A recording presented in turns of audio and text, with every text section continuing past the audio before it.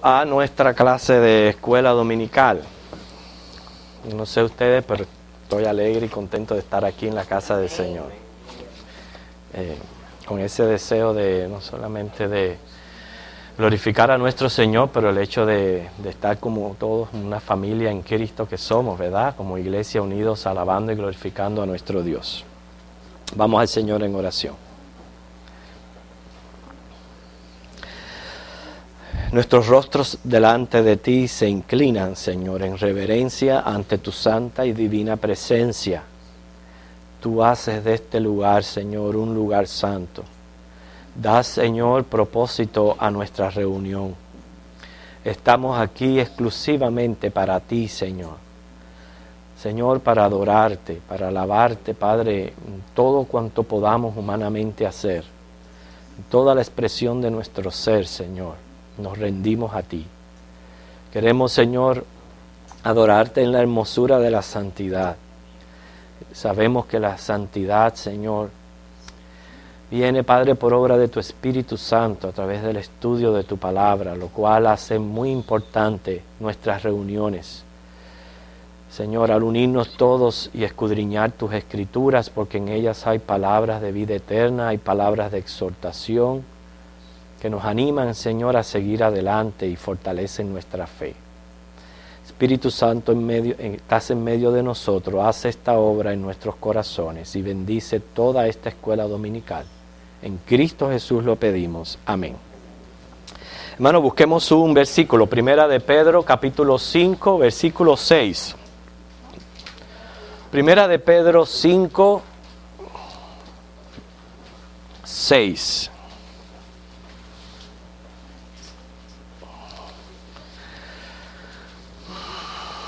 Este versículo tiene mucho que ver con el tema de la clase de hoy.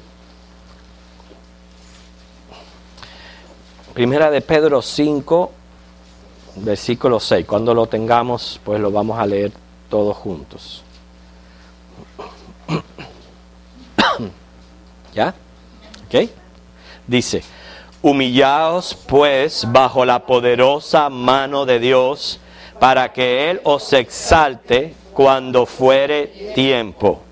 Especialmente hoy, a través de la clase, vamos a perseguir la idea de que el Señor nos habla de la importancia de la humillación. Eso es lo que vamos a perseguir a través de toda la clase de hoy. Ayer, en un grupo, participamos de la conferencia de himno, lo cual estuvo muy bonita, y habían varios libros allí. Ellos estaban recomendando su compra. Yo adquirí que es como un devocional diario, un devocional práctico, y me impactó tanto el hecho de que la lectura que tienen para hoy, porque es por fecha, es precisamente la clase que vamos a dar en la escuela dominical. Yo se las voy a leer para que ustedes se den cuenta y al tratar la clase cómo Dios se provee a través de su palabra. Fíjense, dice: es muy posible que Dios me someta a otros amos para mi propia formación espiritual. Los judíos en los días de Jeremías recibieron este mensaje. Está hablando de Jeremías 27, 17. Dice: servid al rey de Babilonia. Dios decidió entregar a los judíos a Nabucodonosor durante 70 años hasta que fueran purificados de su idolatría. Así que el rey de Babilonia fue su amo provisional y los judíos tuvieron que cooperar con él y sobrevivir. Me sorprende el hecho de que el buen rey Ezequías, tan piadoso como era, no curara a los judíos de su idolatría. Fue más bien el malvado y pagano rey Nabucodonosor. La lección para mí es que mi quisquilloso vecino de pronto puede hacerme madurar más que mi pastor piadoso. Esa es la que ustedes vean. Mi capataz ateo en la fábrica puede curarme de mi impaciencia más rápido y mejor que mi maestro de clase bíblica. Dios no se limita en cuanto a sus instrumentos. Si Él pudo usar a Babilonia para purificar a los judíos, ciertamente puede usar a un agente poco probable para purificarme a mí. Esto explica el porqué Las circunstancias de mi vida cuentan con gente especialmente elegida, sin importar cuál sea su relación con Dios.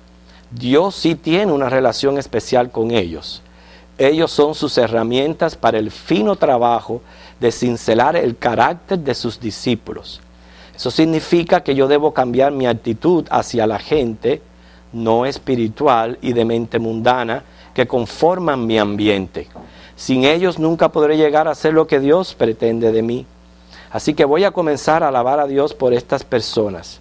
Ya no seguiré sugiriendo a Dios cuáles instrumentos tenga que utilizar para formarme. Le agradeceré por los instrumentos que Él ya ha elegido.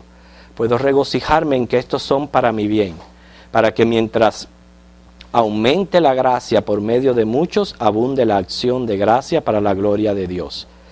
Dice Isaías 45:3, yo te daré los tesoros de la oscuridad, las riquezas de los lugares secretos, para que sepas que yo soy Jehová, Jehová Dios de Israel, que te llama por nombre. Nunca yo me había puesto a pensar en eso, en el hecho de que el Señor está usando las personas que están a mi alrededor para cultivar virtudes en mí que son bien importantes. En el caso, como usó a Nabucodonosor como un instrumento para que el pueblo de Israel tuviera que aprender su lección y se purificara de la idolatría.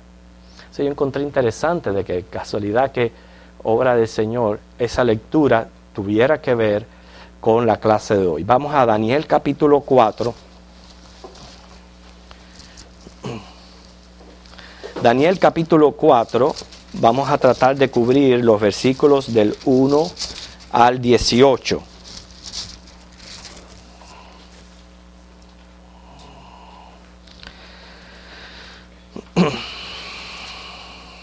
Ok. Así que vemos a Nabucodonosor como un instrumento de Dios, pagano. Hemos analizado cómo a pesar de las experiencias que él ha tenido en la vida, él sigue envuelto en politeísmo, sigue en idolatría y no se da cuenta que el Señor lo está usando como un instrumento a él. Vemos cómo comienza este versículo 1, dice Nabucodonosor, rey, a todos los pueblos, naciones y lenguas que moran en toda la tierra, paz os sea multiplicada. Esto es un decreto público que él hace, él envía a todo su territorio, él está compartiendo su experiencia con todo el mundo, es lo que está haciendo aquí Nabucodonosor. ¿Okay? Por eso es que él manda este decreto. Vamos a ver el versículo 2. Dice, conviene que yo declare las señales y milagros que el Dios Altísimo ha hecho conmigo. O sea, a él le conviene declarar todas estas cosas. Ya han sido varias las experiencias que este rey ha tenido con el Dios Altísimo. Cuando él le dice Dios Altísimo, es que él lo está reconociendo por encima de sus dioses. No es lo que queremos todavía. Queremos que él reconozca a Dios como único Dios verdadero. Pero por lo menos hasta ahora lo está reconociendo como el Dios sobre sus dioses. O sea, por eso le dice el Dios Altísimo. Pero todavía es una situación peligrosa para estar, porque sigue en idolatría. Así hay muchas personas de fe dividida. Mucha gente que cree en Dios, pero también creen en todos los santos, en todos los ídolos. ¿Ok? Yo digo que tienen hasta más fe que nosotros, porque nosotros nuestra fe nada más que está puesta en Dios, pero ellos tienen fe para creer a todas las cosas que se le paran por delante. Pero nuestra fe, hermano, no puede ser una fe dividida. ¿Okay? Esto es idolatría y Dios la condena. Nosotros hemos hablado ya acerca de esto, que Dios es un Dios celoso, ¿okay? Según Éxodo 20, del 3 al 6, es ahí donde en su mandamiento Él manda a no tener dioses ajenos. Pero vemos cómo el rey ya está reconociendo que Dios está obrando en su vida señales y milagros. Siempre que el Señor hace una señal, un milagro, es para Él ser glorificado, es para Él dar a reconocer su poder omnímodo. ¿Por qué le conviene? ¿Por qué le conviene al rey declarar estas cosas que le están sucediendo en su vida? porque Dios ha mostrado ser el que está en control. Si el pueblo de Israel no hubiera sido llevado allá a Babilonia, ¿cómo hubiera seguido la vida de este rey? Rienda suelta a su manera de pensar, mas sin embargo, tenemos que ver cómo Dios no solamente está curando al pueblo de Israel de idolatría, los ha llevado allí y prácticamente se ha revolucionado la vida de este rey, con las cosas que le han venido sucediendo, porque fue él el primerito en recibir el sueño de la estatua. Así que por más poderoso que él se crea como rey, sigue siendo una criatura sujeta a los planes del Creador. ¿Okay? Ya han sido varias las ocasiones que este rey se ha tenido que tragar sus propias palabras.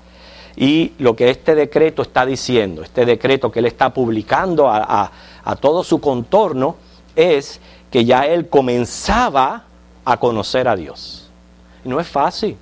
A veces nosotros tenemos que ser pacientes con las personas, porque no es fácil sacar todo lo que uno ha tenido dentro de la mente y todo lo que uno ha venido aprendiendo y de buenas a primeras llenarlo de nuevo conocimiento. Eso se requiere obra del Señor, requiere tiempo. Pero vemos a Nabucodonosor ya apreciando a Dios. Por eso él dice en el versículo 3, cuán grandes son sus señales, cuán potentes sus maravillas. Fíjense cómo él dice, su reino es reino sempiterno, es decir, que es eterno, y su señorío de generación en generación. O sea, ya él está apreciando a Dios, ya él está comenzando a conocer de que él es el Dios altísimo, pero que él es hacedor de señales y de maravillas. El versículo 4, vamos a ver entonces qué es lo que tiene que comunicar el rey a todos sus contornos. ¿Okay? Dice, yo, Nabucodonosor, estaba tranquilo en mi casa y floreciente en mi palacio. Él pone más o menos un trasfondo de lo que estaba ocurriendo en ese momento en su vida, o a pesar de todos los problemas que tiene que enfrentar un rey, porque la persona puede decir, bueno, llegar a ser un rey es lo máximo, llegar a ser presidente de un país es lo máximo, pero no saben la cantidad de dolores de cabeza y los problemas que tienen que resolver, el cual yo no quiero estar en la suela del zapato, porque mientras más alta sea tu posición, más se te demanda, más se te exige, más tú tienes que dar cuenta, más responsabilidad tienes arriba. Muchas veces, exacto, y no importa ni tan siquiera el dinero, cuántas veces uno valora el hecho de ir a su trabajito, ponchar, a la entrada, a la salida, y luego irse a la casa, descansar, relajado, esperar al otro día y esperar con gusto las vacaciones y que llegue el fin de semana y tranquilo. Ahora, muchas veces las personas quieren cada vez más posición, pero no saben que eso demanda mucho más de ellos. Pero bueno, el rey estaba tranquilo, estaba pasando por una época donde no tenía problema, no tenía que preocuparse de alguien que lo estuviera tratando de envenenar o de atentar contra él o cosas así. ¿Okay?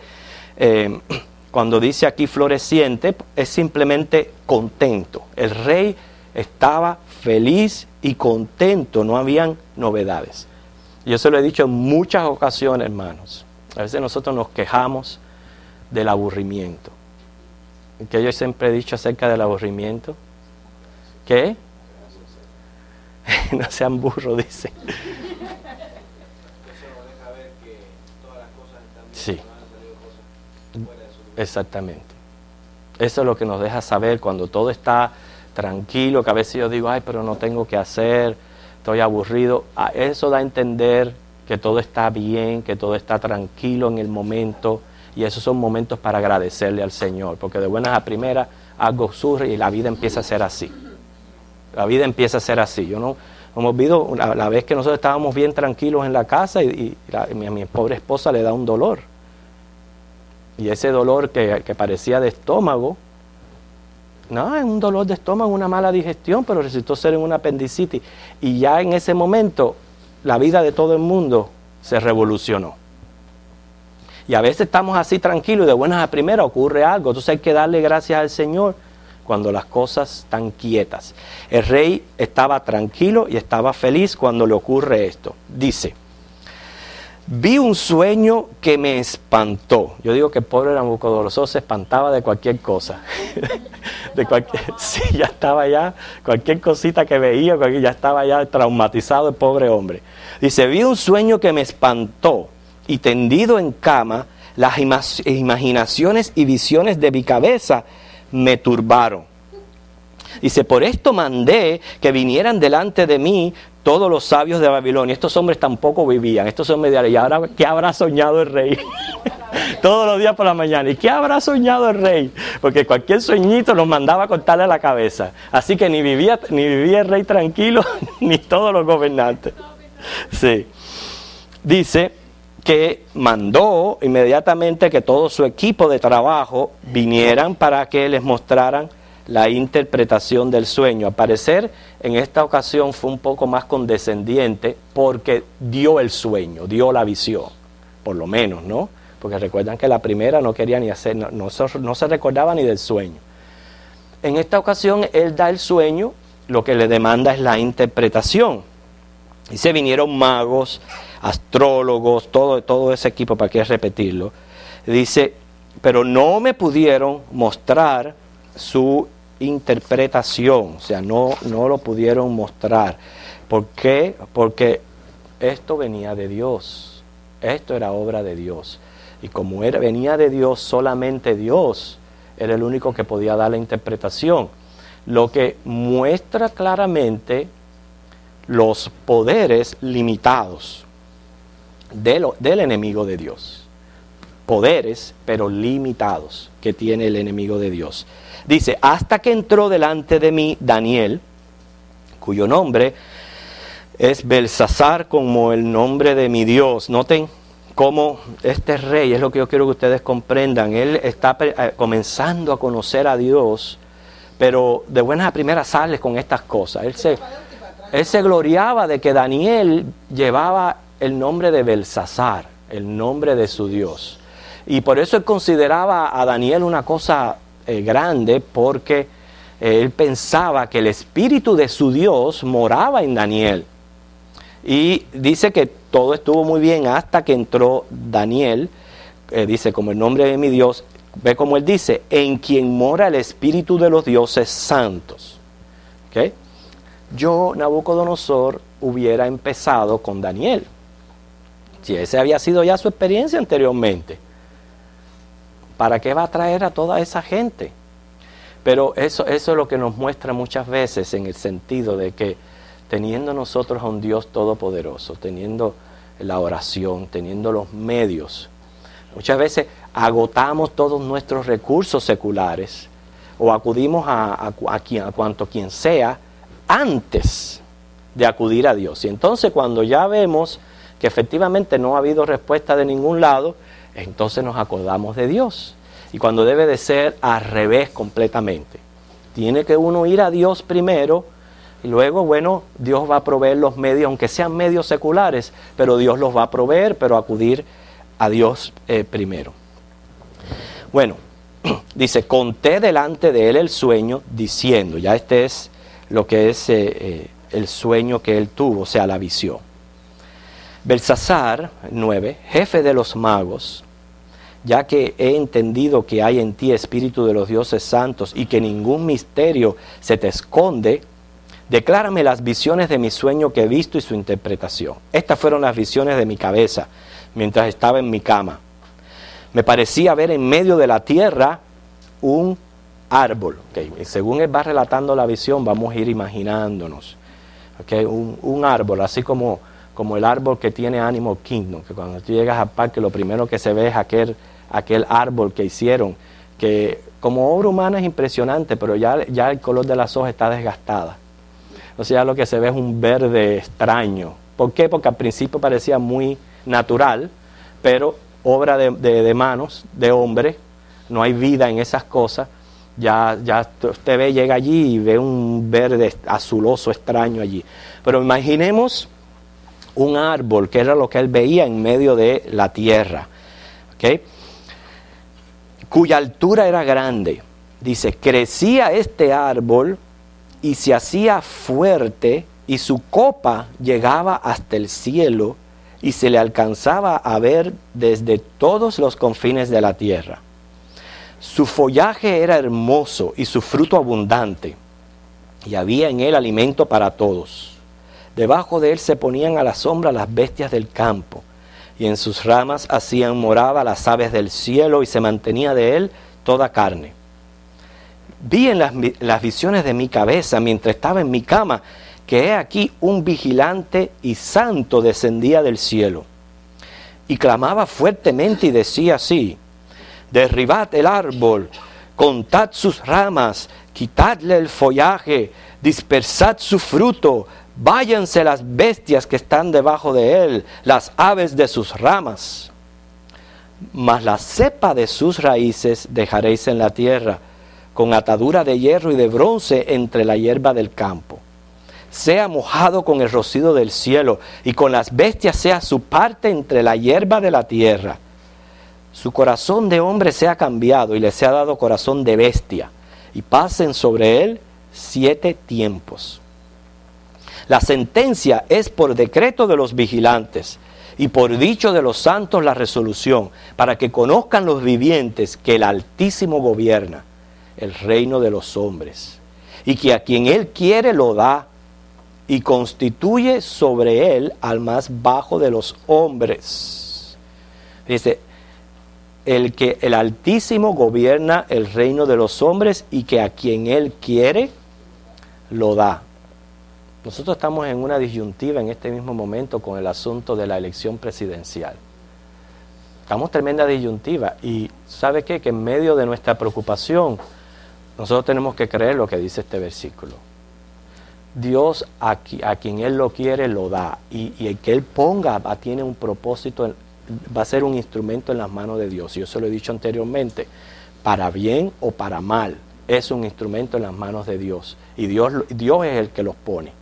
Que aquí está la democracia, donde nosotros damos nuestro voto, pero al fin y al cabo Dios es el que constituye, dice, sobre él más bajo de los hombres.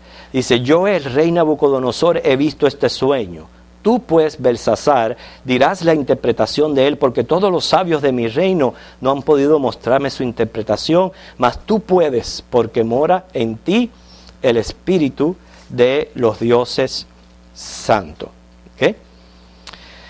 O sea que primero pone la analogía del árbol, no para qué repetir los detalles, ¿no? Todo lo hemos podido leer y de una manera clara. ¿Okay? Se ve un árbol frondoso, y al fin y al cabo frondoso al fin, con mucho fruto y de beneficio para las criaturas. Deja la analogía del árbol y se empieza a referir a un hombre. ¿Okay? A este hombre se le debe de cambiar el corazón, dice, por uno de bestia. ¿Okay? Y que pasen 7 tiempos sobre él. Y luego, contando la visión, revela el propósito de la misma. O sea, los versículos 17 y 18 es revelando el propósito de la misma. Vamos a ver la interpretación. ¿Okay? Vamos a decirle a nuestra hermana Ginny si ella puede leer del 19 al 27. Esta es la interpretación, y lo que hacemos en la clase es que vamos a regresar a estos aspectos interpretativos y seguir abundando acerca de eso. Pero Daniel tiene por característica que te muestra la visión y el sueño, y el mismo libro te da la interpretación. Muchas cosas están bien claras, muy claras para nosotros.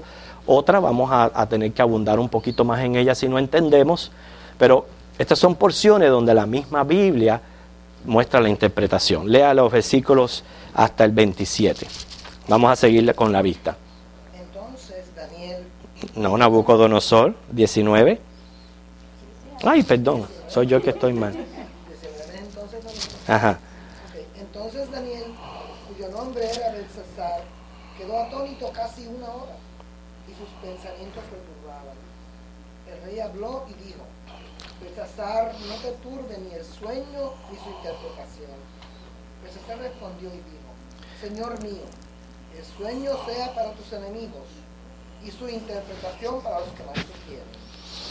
El árbol que viste, que crecía y se hacía fuerte, y cuya copa llegaba hasta el cielo, y que se veía desde todos los confines de la tierra, cuyo follaje era hermoso, y su fruto abundante, y en que había alimento para todos, debajo del cual moraban las bestias del campo, y en cuyas ramas anidaban las aves del cielo.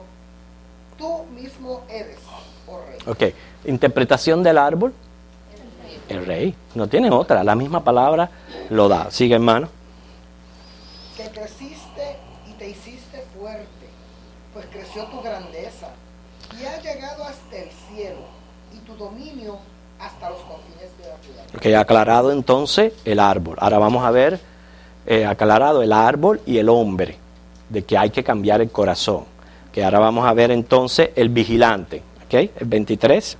Y en cuanto a lo que vio el rey, un vigilante y santo que descendía del cielo y decía: cortad el árbol y destruidlo, mas la cepa de sus raíces dejaréis en la tierra, con atadura de hierro y de bronce en la hierba del campo, y sea mojado con el rocío del cielo, y con las bestias del campo sea su parte, hasta que pasen sobre él 7 tiempos. Ok, un momentico hasta ahí. Ok, en cuanto al vigilante santo, es el que le está dando la sentencia del Altísimo. Y lo que está sucediendo aquí, la sentencia de él es que le está diciendo: tú vas a ser humillado como una bestia a comer hierba por 7 años. Y claramente dice ahí: hasta que aprendas a reconocer a Dios. Ajá. Hasta que aprendas a reconocer a Dios. Vas a ser humillado por 7 años hasta que aprendas a reconocer a Dios. ¿Okay? O sea que es un juicio divino con propósito, una lección que él está recibiendo por arrogante, para que aprenda a ser humilde. Y por eso es que al principio le dije, vamos a mantener en nuestra mente que esto para nosotros es una lección de la necesidad de humillarnos ante nuestro Dios. Hermanos, muchas de las pruebas que vienen a nuestra vida tienen ese propósito: humillarnos, a enseñarnos a ser humildes delante de Dios. ¿Por qué? Porque nuestra lucha mayor, créalo o no, es con nosotros mismos, es con nuestro ego, es con nuestro orgullo. La humildad es una cualidad en el cristiano necesaria, vital, y cuesta mucho trabajo cultivarla, mantenerla, y por eso es que vienen entonces estas pruebas, sobre todo ante Dios, que nosotros sabemos que en Isaías dice que Él habita con el humilde de corazón. Cuando ustedes ven ahí que dice lo de dejar la raíz en la tierra, es diciéndole que nada de esto va a perjudicar su reino por el tiempo de esos 7 años, sino que su reino va a permanecer firme, ¿okay? Durante el tiempo de su humillación. Entonces vamos a ver los últimos versículos, hermana. Esta es la interpretación, oh rey, y la sentencia del Altísimo que ha venido sobre mi señor el rey, que te echarán de entre los hombres, y con las bestias del campo será tu morada, y con hierba del campo te apacentarán como a los bueyes, y con el rocío del cielo serás bañado, y 7 tiempos pasarán sobre ti, hasta que conozcas que el Altísimo tiene dominio en el reino de los hombres, y que lo da a quien Él quiere. Sígate el 27. Y en cuanto a la orden de dejar en la tierra la cepa de las raíces del mismo árbol, significa que tu reino te quedará firme, luego que reconozcas que el cielo gobierna. Por tanto, oh rey, acepta mi consejo.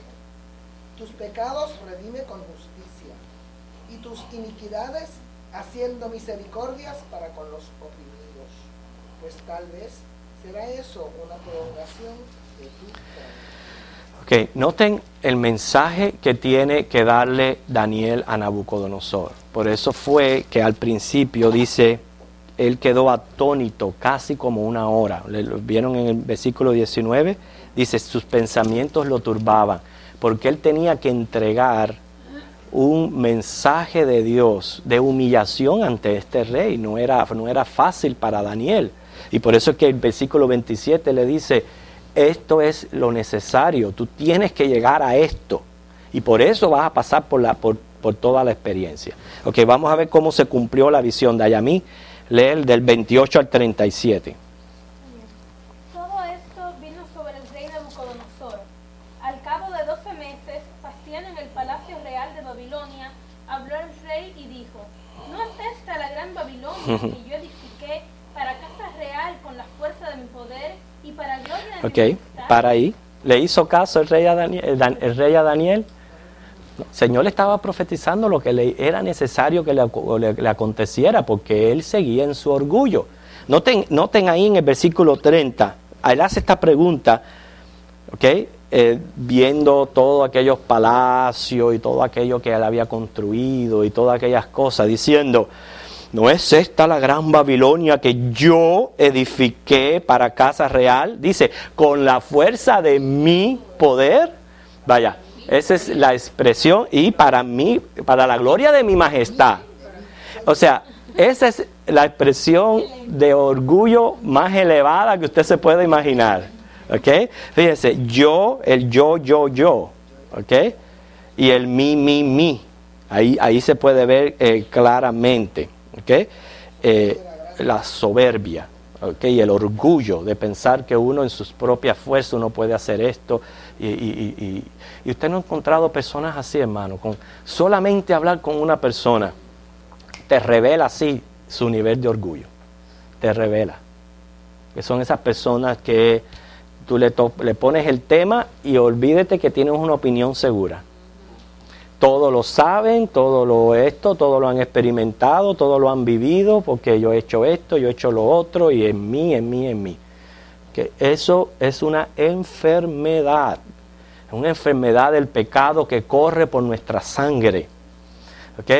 Y lo peor que uno puede hacer es no reconocerlo. Es lo peor que uno puede hacer, no reconocer que uno tiene esta enfermedad. La enfermedad del orgullo lo llevamos todo, y después vamos a hablar más acerca de eso. Por eso es que, claro, lo que le sucedió, versículo 31. Aún estaba la palabra en la boca del rey cuando vino una voz del cielo. A ti se te dice, rey Nabucodonosor, el reino ha sido quitado de ti, y de entre los hombres te arrojarán, y con las bestias del campo será tu habitación, y como los bueyes te apacentarán, y 7 tiempos pasarán sobre ti, hasta que reconozcas que el Altísimo tiene el dominio en el reino de los hombres, y lo da a quien él quiere. ¿Sigue? En la misma hora se cumplió la palabra sobre Nabucodonosor, y fue echado de entre los hombres, y comía hierba como los bueyes, y su cuerpo se mojaba con el rocío del cielo, hasta que su pelo creció como plumas de águila, y sus uñas como las de las aves. Hasta ahí. Se cumplió lo que el Señor le dijo. A él le ocurrió una enfermedad que se llama zoantropía, con Z, zoantropía. Y no es imaginarse que uno es un animal y actuar como un animal. Zoantropía con Z. Eso fue lo que le ocurrió al rey. Entonces fue imaginación, no fue que él de verdad... No, él le ocurrió de verdad, por eso estoy mencionando el nombre de la enfermedad. Él le ocurrió una enfermedad que hay tantas cosas, tantas enfermedades de la mente. Perdonen que les voy a contar esto porque es verdaderamente desagradable. Para que ustedes vean nada más lo que la mente del ser humano es capaz cuando se trastorna. Estaba viendo el programa de emergencia en los hospitales, y de buenas a primeras presentan el caso de una muchacha americana, joven, muy bonita, rubia. ¿Tú lo viste, la de los gusanos? Bueno, menos mal que Caridad lo vio. Rubia, bien bonita, tenía los brazos aquí, que era negro, la infección era increíble, tenía hoyos. En los hoyos es porque ella se introdujo gusanos, y los gusanos, ella le tenía nombre, y vivían dentro de ella. Cuando la llevaron a la emergencia, porque ya la infección era grande, su locura era tal que los médicos tenían que tratar a aquellos gusanos como si fueran sus hijos. Tenían que ponerlo en pomito, cada uno tenía su nombre, tenían que ponérselo al lado de la cama, donde quiera que ella la movían tenían que mover los gusanos, porque si no ella se volvía loca. Para que ustedes vean nada más los trastornos mentales. Sí, tú lo viste, un carrito así lleno eran 60 y pico de gusanos. Le tenían que dar comida y todo delante de ella porque ella se volvía loca. Eso es simplemente una idea nada más de los trastornos mentales que hay. A este rey le ocurrió un trastorno mental por mano de Dios que se llama zoantropía, es creerse que es un animal y actuar como un animal.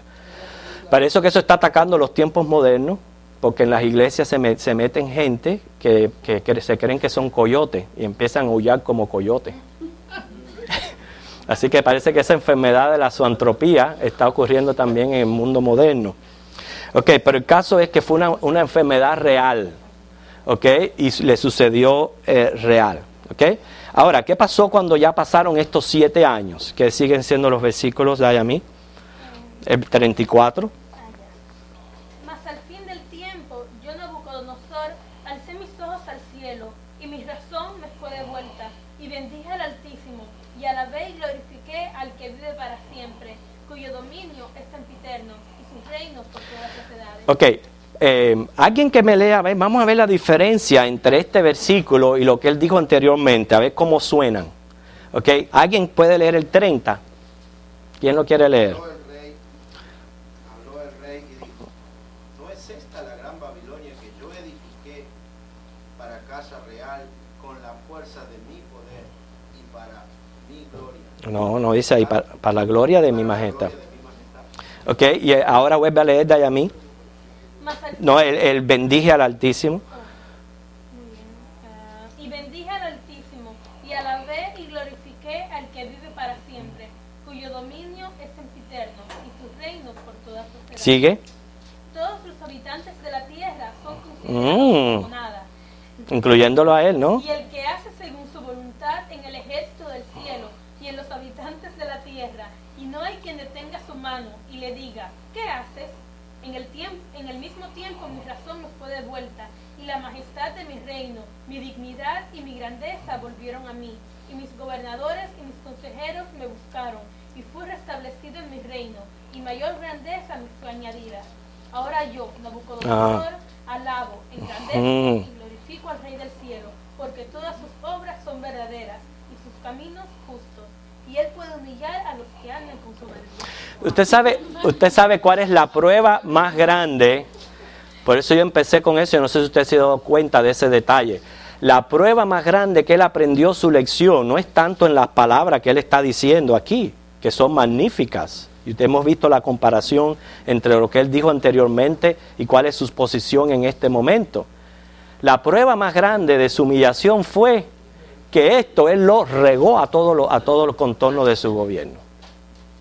Él contó su humillación, algo que no es muy fácil para nosotros los seres humanos, reconocer en público o reconocer delante de las personas mis errores y luego glorificar a Dios delante de las personas. Y esto hizo Nabucodonosor. Quiere decir, hermanos, que ya vemos ya cómo él pasó una experiencia de humillación. Su reino le fue devuelto, ¿okay? Y aún después que su reino le fue devuelto, se le añadió todavía, Dios le añadió más majestad, más dignidad, más gloria. Está hablando en el sentido de lo que es un rey, no estamos hablando aquí de cualquier persona. Un rey tiene su grandeza, su dignidad y su majestad humana, porque Dios lo ha puesto para gobernar. Lo malo es cuando esa fuerza, como dice, se le va para la cabeza. Pero lo importante es que reconozca que todo eso proviene de Dios. Entonces, con una manera aplicativa a nosotros, hermanos, porque ya hemos dicho ya que nosotros tenemos que reconocer el orgullo como una enfermedad espiritual de la cual compartimos todos de un grado o de otro. Eso está en nuestra sangre y lo peor que hay es no reconocerlo. El peor orgullo es no reconocer que uno es orgulloso. ¿Okay? O en otra ocasión, en otra clase, yo les expuse las diferentes ramas de la vanagloria. ¿Se recuerdan? ¿No se recuerdan? Bueno, quiere decir que si no se recuerdan vale la pena volverlas a repetir. ¿Okay?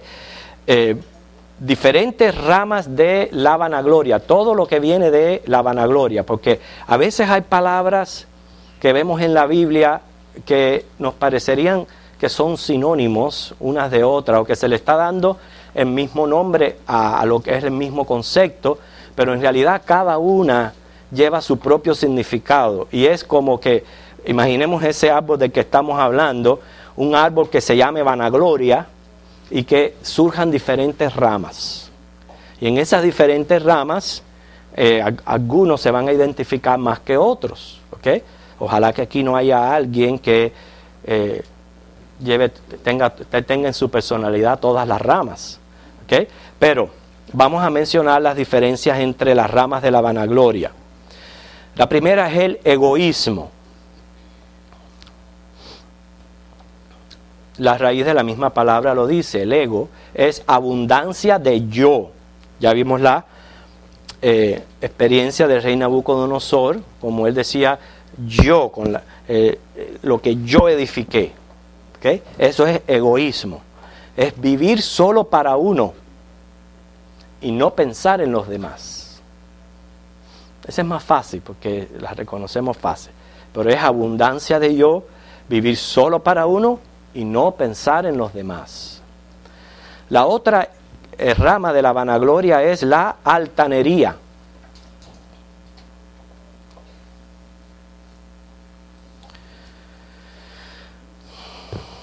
Es un sentir escondido de creerse Dios. Fíjense para que ustedes vean. Es un sentir escondido ahí. O sea, no es que una persona diga abiertamente, yo soy un Dios. Pero basta que se considere mejor en todo para que esto es lo que esté tratando de decir. Quiere decir altanero. Una persona altanera es alguien que se considera mejor en todo. La tercera rama de la vanagloria es altivo.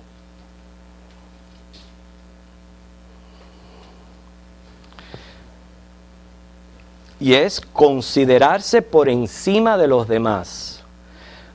La vez pasada que dimos esta clase surgió la pregunta acerca de la diferencia en estas dos ramas, porque parecen casi igual, pero el sentido es diferente. Profundicen un poquito para que ustedes vean. Una cosa es creerse mejor en todo y otra es considerarse por encima de los demás. ¿Okay? Esa es la diferencia entre altanería y altivez. Y fíjense cómo manifestamos nosotros la altivez sin darnos cuenta.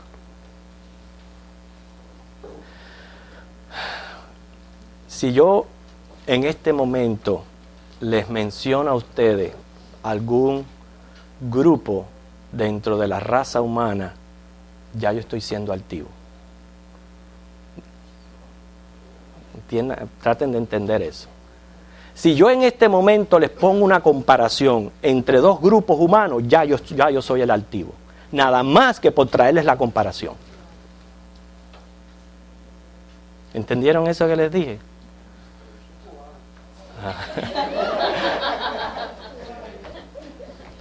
Gracias por el ejemplo.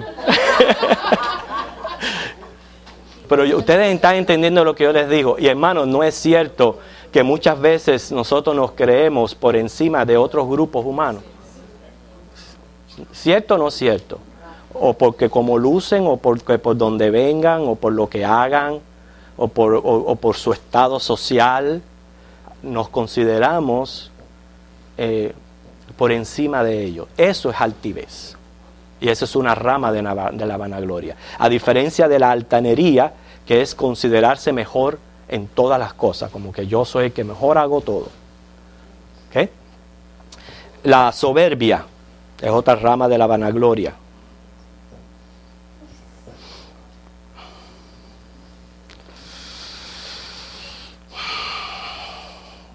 Autosuficiente. es lo que es la soberbia. Usted sabe lo que es un autosuficiente. Uno que se cree que no necesita de nadie. Y ese, por lo menos, yo voy a hacer un decreto y lo voy a enviar a mandar a todos los cosas. Ese es mi pecado. De creerme autosuficiente y de creerme que no necesito de nadie. Eso es soberbia. El carácter, no. Bueno, precisamente esa respuesta, esa viene de la soberbia, viene de la autosuficiencia y de creer que uno no necesita a nadie. Entonces quizás lo está confundiendo con una manifestación de ira y enojo. Pero la soberbia te lleva a la ira y el enojo. No, porque el perfeccionismo es un tipo de temperamento. ¿Ok? Hay personas que son, sí, perfeccionistas, pero el perfeccionista puede reconocer esto y tratar de pedirle a Dios que le ayude a reconocer que él necesita de otras personas. Yo estoy hablando de alguien que cree que no necesita de nadie para poderlo hacer. Y esto, déjame decirle, es algo que me atrevo a decir que le ocurre más a los hombres que a las mujeres. Los hombres somos más soberbios que las mujeres. Por ejemplo, a la hora de ir a un médico, nosotros tenemos más trabajo de ir a un médico. ¿Okay? En muchas cosas nosotros los hombres mostramos esta rama de soberbia en nosotros. Yo no me atrevería a decir que es un carácter, porque al fin y al cabo un carácter viene del temperamento. El temperamento es genético y se va formando con el ambiente, porque la soberbia también lo puede atacar a un sanguíneo, a un colérico y a otras personas. Es simplemente ese detalle, que uno cree que uno no necesita de los demás, que uno lo puede hacer todo, uno no pide ayuda, no delega, trata de resolverlo todo uno, sin aceptar ayudas. ¿Okay? Todo eso viene de lo que es la soberbia. Pues vamos a dar tiempo para conversar, si me permiten terminar, todavía me faltan 4 más. El otro es orgullo. Así que aunque a veces nosotros a la vanagloria le decimos orgullo, aprendemos que el orgullo es otra rama de la vanagloria. El orgullo es autoexaltarse. Eso lo estaba haciendo el rey Nabucodonosor. ¿Okay? Dice, con la fuerza de mi poder, para gloria de mi majestad. Eso ya es orgullo. ¿Okay? Es autoexaltarse.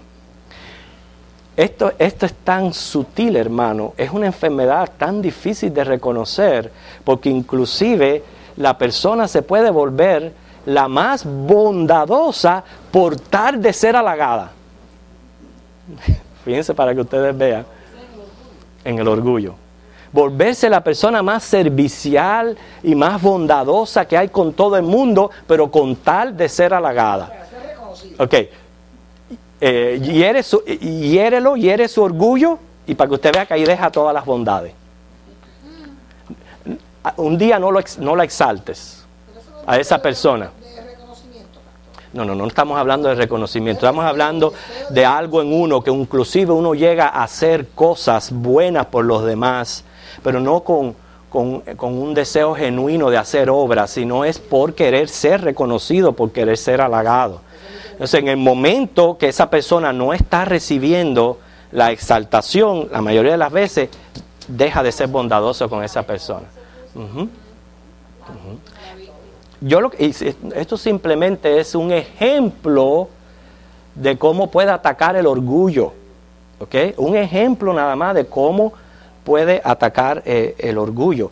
Hay personas que, inclusive parece una paradoja, que llegan a enorgullecerse de su humildad.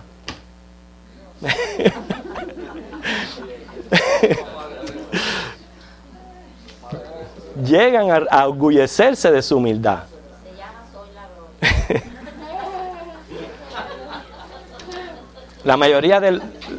La mayoría del orgulloso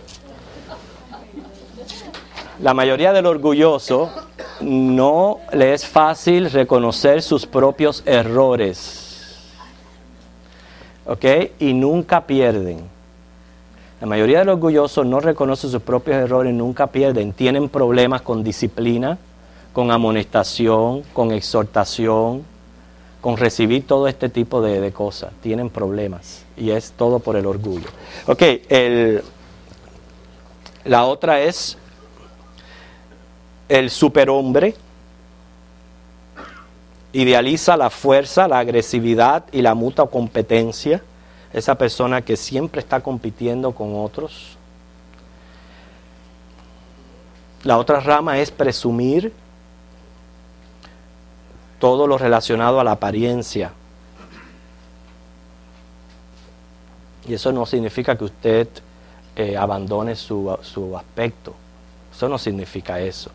Pero si usted entra en competencia con otras personas, usted se cree que es la persona que mejor viste, es la persona que mejor se arregla, es la que mejor luce, es la, como dice, ¿cómo pudiéramos decirle? La reina del chancleté.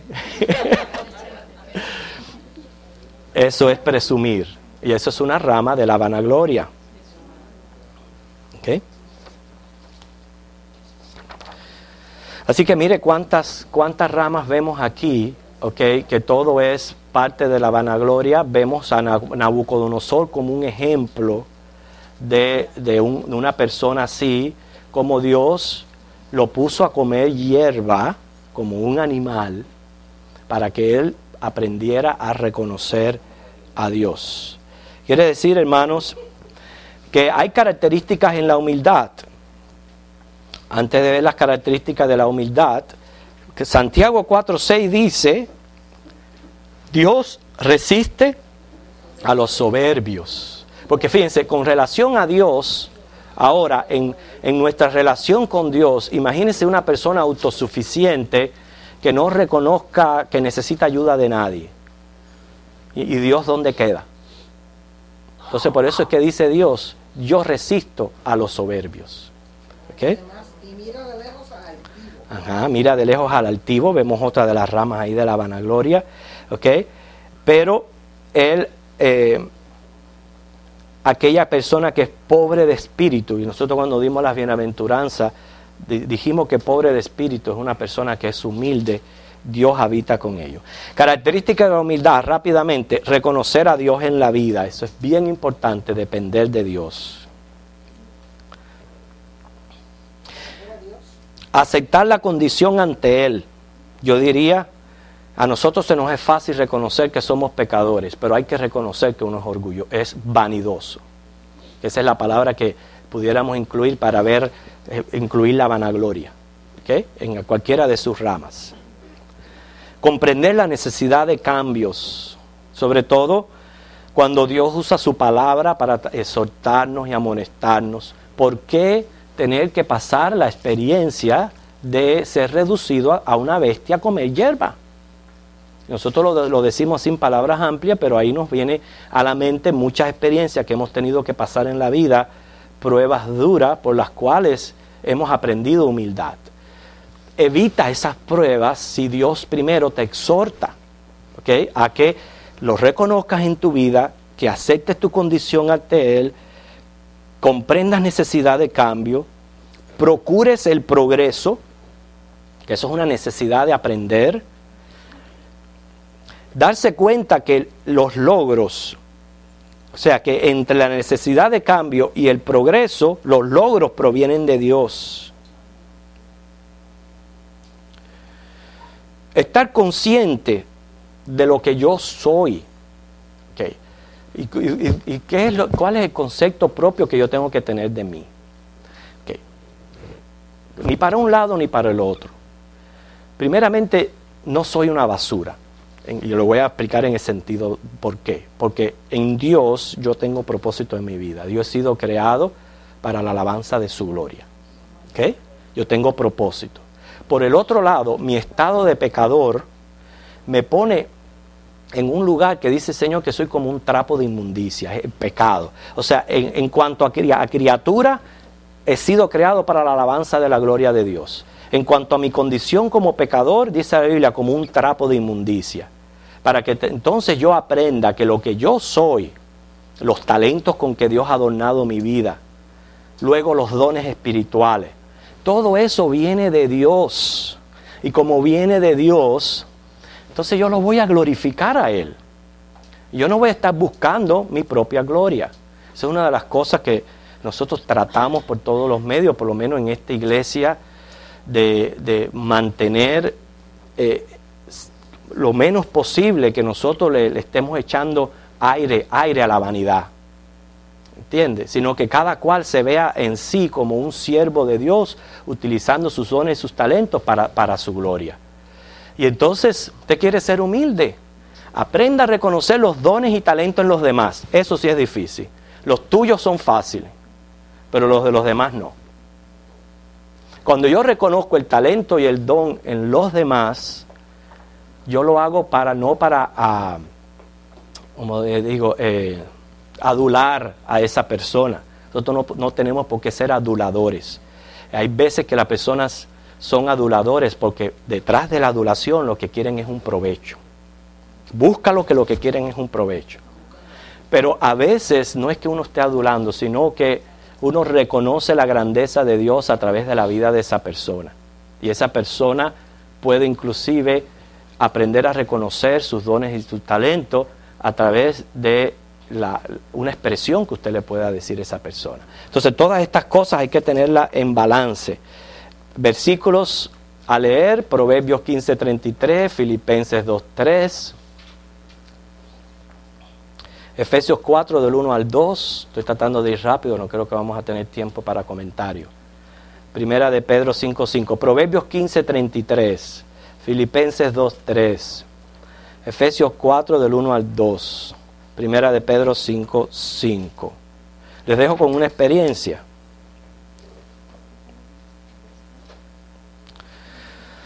Según Isaías 14, del 12 al 14, Satanás era lucero, hijo de la mañana. Sin embargo, cayó hasta lo profundo. Cayó. Y cayó por caer en vanagloria.